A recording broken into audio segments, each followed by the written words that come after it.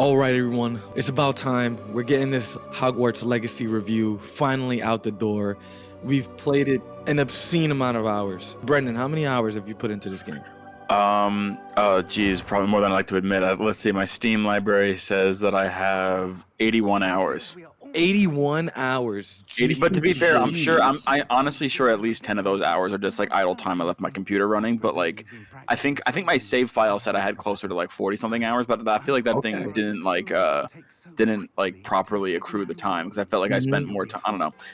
You know what I Yeah, mean? that's where I'm. It says for me, it says 56 and a half hours. I wouldn't say a lot of it's idle time. I'd say probably about 5 to 6 hours of it, but I'd say maybe 49 hours. I'd say I have in this game, and it's just been a hell of a ride. Honestly, it keeps on opening up. It's opened up on me about 3 times. The first time it opened up was when I first got to go out to Hogsmeade and go to the village and really Yeah. just explore that whole Mhm. little village area. Really just a beautiful set piece there. The second time is when you really start to get the missions. You go into the Forbidden Forest, you go explore the miles of terrain that are around Hogwarts Castle. And then at the end, you find that you can start building houses and getting animals and stuff. And you're like, what the Yeah. heck? This is super, super detailed. So we're gonna get into a lot of what was impressive and what has been impressive about Hogwarts Legacy, what we think should be included in the future, and then just go from there. So this is Filmic Gaming. If you guys enjoy the conversations, as always, leave a like, subscribe, hit that bell so you guys can get these videos when they drop. So Hogwarts Legacy, how long has it been out? I think it's been out about a month now, right? Yeah, no, over a month. February 10th it came out, so over a month. Perfect. Yeah, we've had a good amount of time with it. As much as people have probably, they've been anticipating this game from its announcement. I don't think anyone really predicted that it would be this fleshed out and this detailed.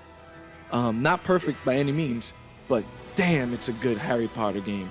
Something that we haven't gotten for decades. I don't think we've really ever gotten a Harry Potter game of this ilk. So, what are you guys' initial thoughts after 40 plus hours? Well, for me personally, I mean, I really enjoyed the game. I would say there's definitely pros and cons. It's not a perfect game for sure. But I do say the combat is so addictive, in my opinion. Like that is one of the main highlights for me was the combat, and especially I don't know about you guys, but I learned like all the unforgivable curses like as soon as I could. Mhm. So and that just like added to like the upgrades. You're that you get, unforgivable, and like bro. yeah, just get like you can just, the combat gets like crazy, and I know I've seen a lot of people who have reviewed the game already say that like towards the end of the game, which I have beat the game, it kind of says that you get a bit like overpowered, and that's definitely the case, I would say. But I really enjoyed that part. I really enjoyed that Yeah. fact. For me, I think the weakest part of the game was definitely, I would say maybe like the voice acting parts and like the character models, like the face models. Like I don't know that they seemed like. I think maybe just like I'm a bit like spoiled after like playing Red Dead Redemption 2 like a bunch recently, and just how like I don't know, I feel like the interaction and the immersion in that game is so insane that like the scale of this game was also bigger though, so like I feel like it would be much harder to like implement that on that Yeah. that scale.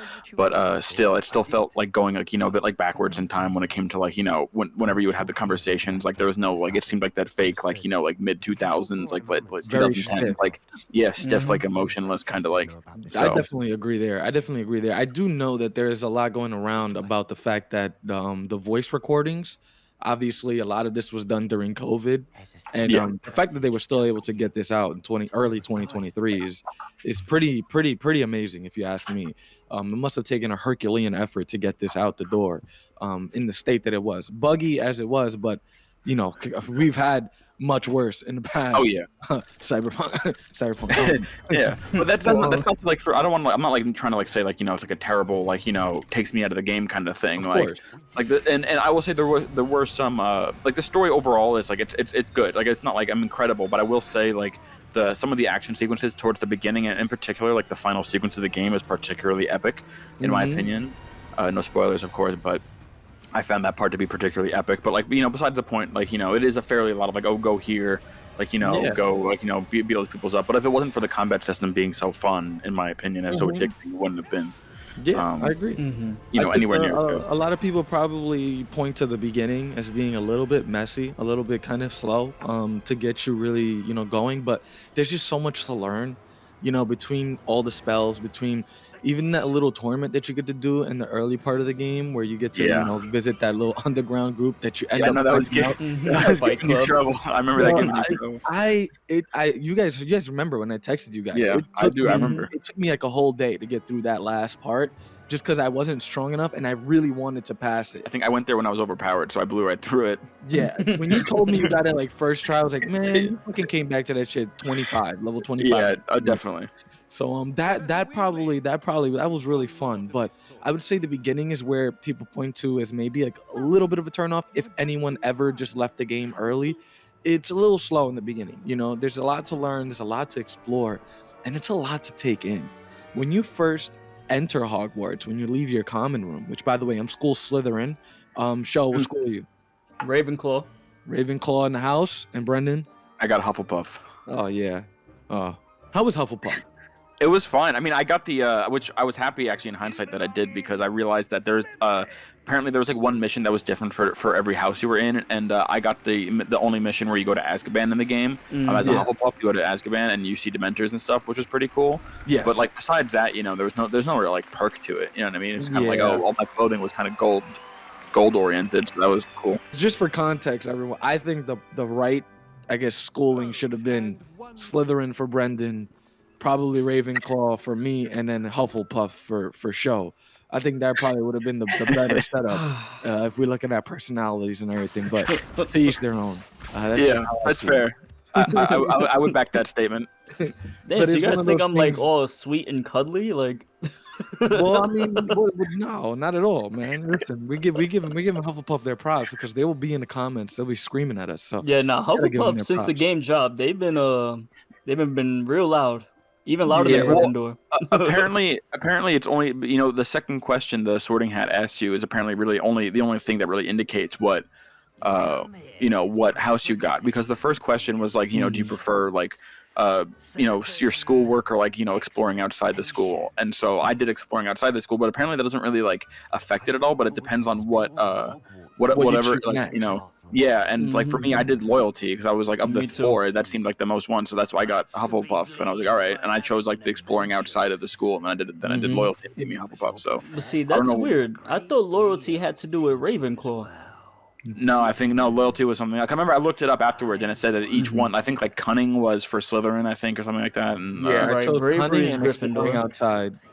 Yeah, they put my ass right in Slytherin. I still remember what the hat said. Oh, you're Slytherin. I'm like, all right, bro, that would have had to be that quick. Come on. Yeah, I get why they did it, but I wish there was more questions, honestly. I kind of wish there was like definitely something going into the choice. On. Yeah. In the future. And it did give you the option, of course, to just pick whatever house you wanted, but I figured to go the au naturel way. Yeah, definitely. Yes. So after you did the first errands, right, and you go on and you're exploring all of Hogwarts Castle, what's the one thing that stood out to you about Hogwarts itself? The map. Design? Just the map, bro. Just looking at when you first open your map and you see how big the map is. Yeah, no, I was like, this is too much. Like, it's overwhelming in the beginning, bro. No, it definitely is. Like, it's definitely overwhelming. Like, when you first start the game, it could turn you off if you're not used to that, just being thrown into the wolves and having, cause there's a bunch of games that have done that, you know? Like, you look at like the Elden Rings, I feel like they throw you to the wolves. They don't tell you what to do, but you know there's a lot of shit that you have to do. They just don't tell you. Yeah. So Definitely. yeah, so on this game, it kind of sucks because it's like, damn, you're thrown in and you know what you have to do. And some quests is like you have to do side quests in order to like progress because you need certain spells, which is great. No, don't get me wrong. They want you like to dive deep into this game as you should, because there is a lot to learn. But once you get it all down packed, I think like no matter what playstyle you have, you can be OP. Because I done seen like a build where they did like a potion master, and they didn't even fight. They just put like rock armor on, and they let like their little pet plants fight. Oh and they just stand there. Oh yeah, bro. I've seen a guy who really gets.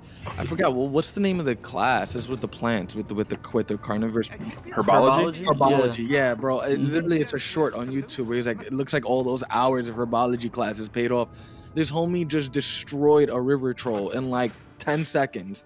Oh yeah, I saw that. All these plants at it, and I'm like, that's really freaking dope. The fact that you can really just pick whatever you want, and if you work at it, you will be OP. That's where I think the variety in this game was very special because Yeah. whenever you get a game that you can go in so many different directions and really just become a great player and a unique player, that's what makes it special. Games like The Witcher, games like Skyrim, right? I mean, you could go up and down the list. There's so many that really just know how to take advantage of variety in a way that makes it worth it for the player. Because if not, then there's going to be certain skill trees and things that everyone's going to ignore when they are perfectly viable if the implementation is done right on the development side. So I think Portkey Games did a really great job bringing this forward. But yeah, I do agree about the map. The minute you open the map, I love the animation or the way how everything just fills out in 3D, Mm-hmm. and you could just rotate it sideways. The first thing I noticed when you walk out of Hogwarts is just the Quidditch arena. Which, come on, guys, how long is this gonna take? Can we get some Quidditch matches going? Can You we know can how we Oh, yeah. find a crazy way that to? would be? Yo, oh my gosh, I cannot wait. And you Imagine like a PvP online for hell yeah, Quidditch. man. What is it? What is Quidditch? Is it 5v5, 6v6? I'm not sure, but I think it's what five Yeah, I v don't know. five. yeah, I'm not sure. I don't really remember. I'm sure all the serious Harry Potter fans will remember from the movies what the games were. But that would just be like Rocket League on steroids, right? Like everyone just trying to Mm-hmm. catch this, trying to get to the Quidditch. And that would be something that's in the future, which is one thing I really want to bring up because there's a lot of potential for things to be added. Now, do we think that we're gonna get like a Destiny type of thing where they're gonna add features and modes as time goes on? Or are we just gonna get like maybe a separate game down the line as like a sequel? What do you guys think? Um, I mean, I think we'd probably get a sequel down the line. I think that haven't they said there's no plans for DLC? I think that they did mention that there were no plans for DLCs actually. But then again, I mean, adding a PvP mode, that's something that could just happen, not necessarily as DLC, but something that maybe Mm-hmm. was in the pipeline that they might surprise us with, Yeah, yeah. I just looked it Quidditch up. Yeah, Arena is there for a reason. It's not just a sightsee, right?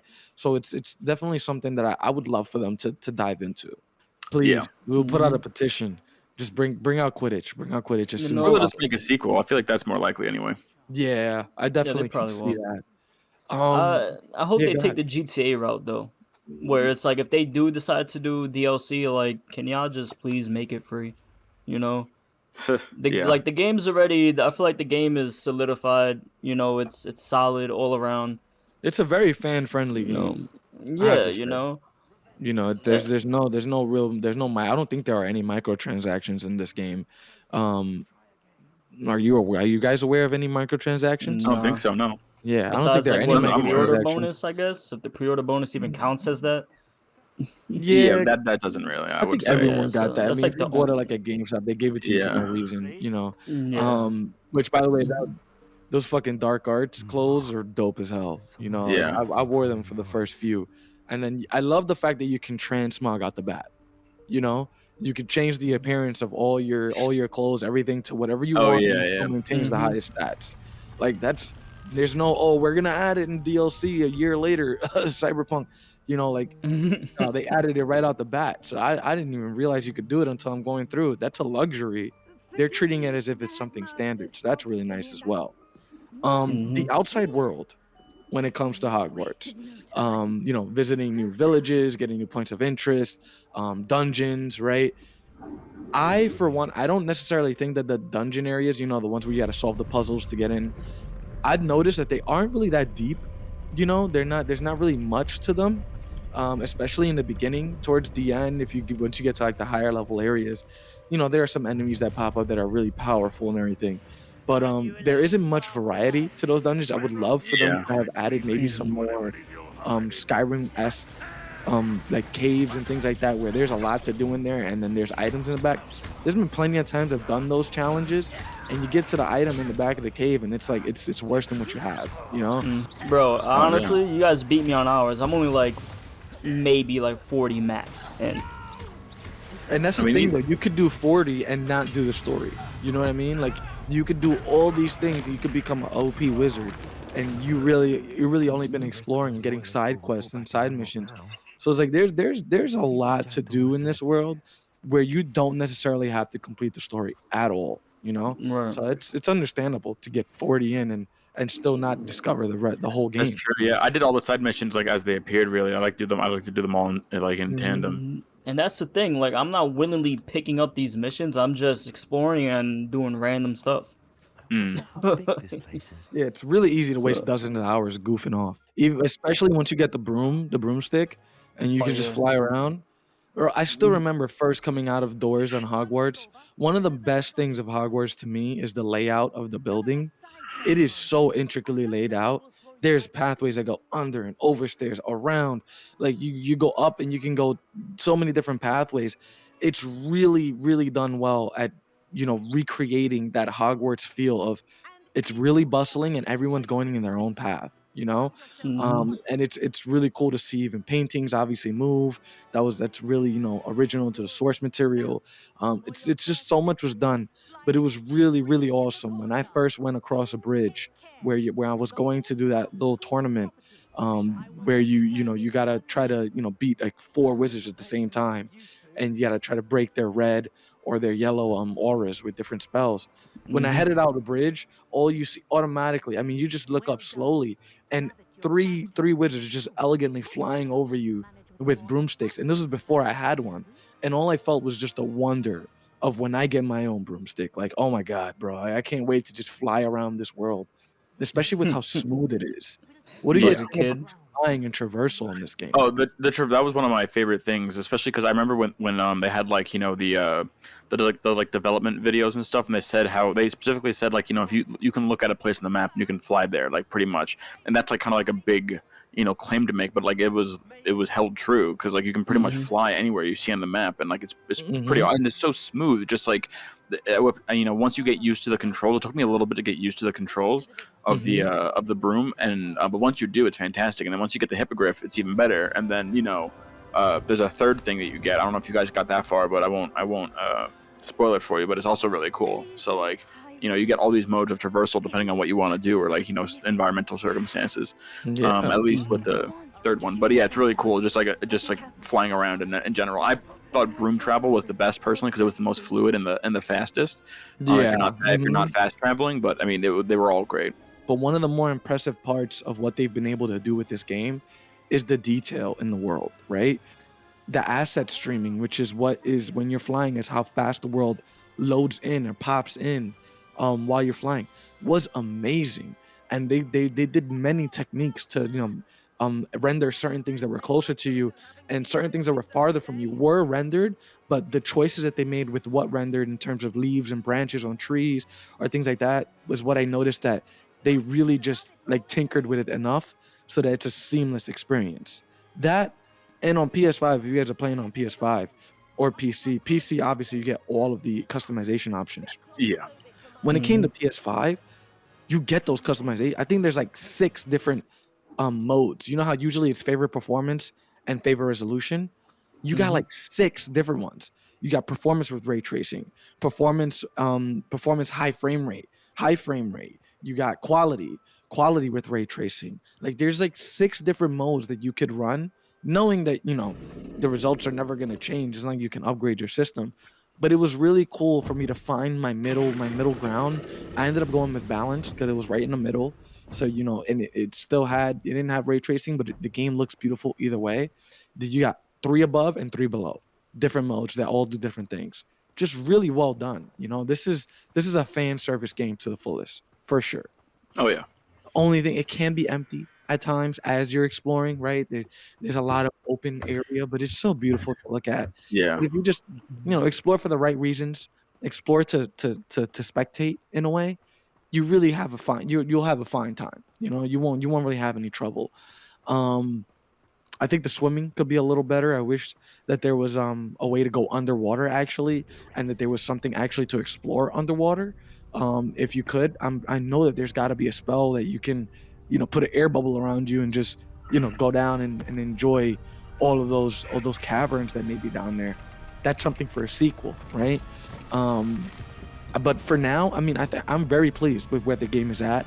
I'm very pleased with what it's doing, and I'm very pleased with the turnout of everybody loving it, and that this is a great starting point for future games. If you're talking about starting as a Witcher 3 type game, like goddamn, that's a great place to start.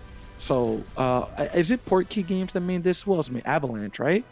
Because I think Avalanche so. made Mad Max a bunch of years back. If you guys remember that game when it came out. Oh yeah, Bro, I that was a didn't play. gem. Yeah, bro. I really want to do a video Yeah, on it's Mad developed. Yeah, Max. Avalanche. Yeah, you're There right. you go. So Avalanche and Portkey Games really came together to make a gem game right here. And it's one of those instances where it came out of left field because these companies weren't making a game like this, right? It kind of is like when Sucker Punch made Ghost of Tsushima, right? Just a complete 180, you know, when Guerrilla Games went from Killzone to Horizon, right? It's really cool to see companies explore this creativity. So it's gonna be awesome to see where they go from here. But that's pretty much all we have in terms of what we played in the game so far. There's obviously a limitless amount of content from this game.